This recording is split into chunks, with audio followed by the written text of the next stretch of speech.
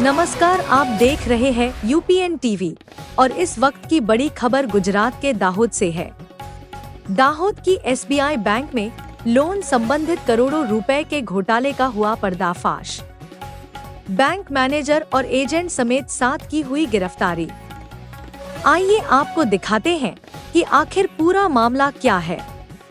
दाहोद से महेश वर्मा की खास रिपोर्ट। डीजीए में सभी इन्वॉल्व है, एजीए में सीएम क्रेडिट सभी इन्वॉल्व है। और ऑलरेडी मैं तो रिकवरी में काम कर रहा हूँ। जब एजेंट बैंक के अंदर खुलेआम लोन दे रहे थे, पूरा स्टाफ भी जानता है, सब लोग भी जानते हैं। और उसकी आवाज़ भी मैंने बैंक के अंदर उठाई थी, लेकिन मेरे को आवाज़ मेरी दबा दी थी।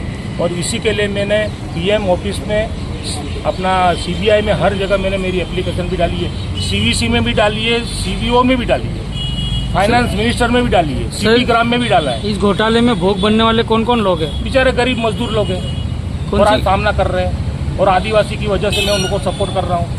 अंदाजे कितने करोड़ का कौभांड? वो कौभांड तो आप ऑडिटर को पूछ लेना, मेरे को जो बिताना था मैंने दिखा दिया। सर, पर अंदाज से कितना होगा एक आंकड़ा? तो अब सब सोच होगा, जो भी होगा मेरे हिसाब से 50-60 करोड़ के लगभग होगा, अंदाज से मैं बोल रहा हूँ। सभी लोन फ्रॉड है। आपका नाम सर? मेरा नाम जॉर्ज क्रिस्टी। सर, आपके परिवार में से किसी को? मेरे परिवार में से कोई नहीं है। ओके।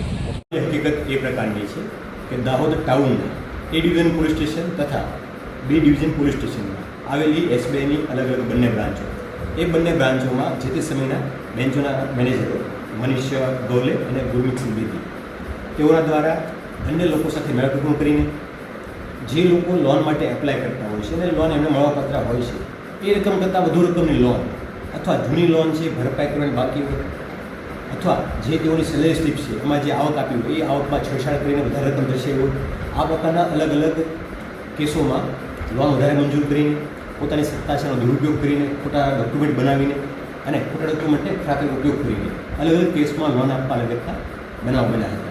અને ઓડિટ દરમિયાન આ વસ્તુ ધ્યાનમાં આવતા એસબીઆઈના હાલના મેનેજર્સ દ્વારા બંને કેસમાં ફરિયાદ આપવામાં આવી છે. અને ફરિયાદ અન્વયે અત્યાર સુધીમાં ટોટલ 7 લોકો રાઉન્ડ અપ કરી અરેસ્ટની કાર્યવાહી કરવામાં આવેલી છે અને બાકીના લોકોની કાર્યવાહી હાલમાં ચાલુમાં છે. જે અરેસ્ટ થયા છે એ લોકોમાં છે મનીષ ગૌલે, જેઓ મેનેજર હતા, ગુરમીત સિંહ બેદી તેઓ પણ મેનેજર હતા, રાજેશ મચ્છાર, ભરત પારગી, સુભાષ તાવિયાડ, આ લોકો છે એ ખોટા ડોક્યુમેન્ટ ઊભા કરી લોન લેનાર હતા. અને એ છે સંજય ડામોર અને પ્રેમ શેખ કે જે એજન્ટ તરીકેની ભૂમિકા ભજવી અને લોકોને ખોટા ડોક્યુમેન્ટ બનાવવામાં મદદગારી કરવામાં અને એના કારણે આર્થિક લાભ લેવામાં રોલ જણાવ્યો હતો. તો જેઓ રાઉન્ડ કરવામાં આવેલા છે અને અટક કરવાની પ્રક્રિયા હાલમાં ચાલુમાં છે. આ તમામ પ્રક્રિયા દરમિયાન પ્રાથમિક દૃષ્ટિએ એ પ્રકારનું જણાવ્યું છે કે ઘણીવાર પોતાની જે સેલેરી સ્લીપ છે એ પોતે નોકરી કરતા ના હોય, જેમ કે પોતે કરજણ ડેપોમાં નોકરી કરતા ના હોય છતાં પણ કરજણ ડેપોના કંડક્ટર તરીકેની સેલેરી સ્લીપ બનાવી હોય અને એનો ઉપયોગ કર્યો હોય. અને તપાસમાં જણાવ્યું છે કે એ કોઈ વ્યક્તિ છે ત્યાં નોકરી જ કરતો નથી, આમ પોતે નોકરી ના કરતા હોય છતાં સેલેરી સ્લીપ બની છે.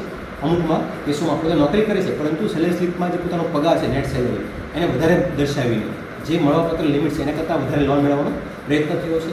અને આ તમામ બાબતે હાલમાં પોલીસની કાર્યવાહી ચાલુમાં છે, તપાસ પણ ચાલુ છે. ટોટલ સાહેબ કેટલા નામો છે? આ ટોટલ બંને ફરિયાદમાં થઈને 30 જેટલા નામો થાય છે, જેના પર હાલમાં તપાસ ચાલુ છે.